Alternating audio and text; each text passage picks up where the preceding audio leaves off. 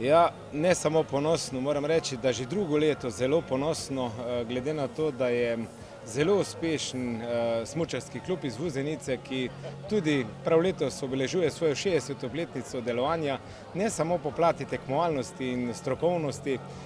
znal pripeljati v Vuzenico drugo leto zapovrstjo tudi svetovni pokal v inline slalomu. Kako drugače kot pa ponos, ki ga izražam sam, naši občani in občanke, kajti vemo, da tukaj se nekako zgrne kaj precej, ne samo športnikov, ko pride na to tekmovanje, ampak je izredno lepa priložnost za turizem, za razvoj turizma,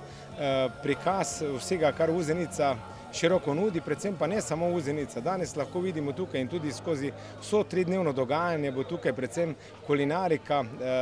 razvoj turizma Koroške regije in tukaj smo pravzaprav v Vuzenici zopet kot Koroška v enem in zelo ponosen sem na to in moram čestitati organizatorjem, smučarskemu klubu, ki pa seveda mu občina tudi stoji ob strani.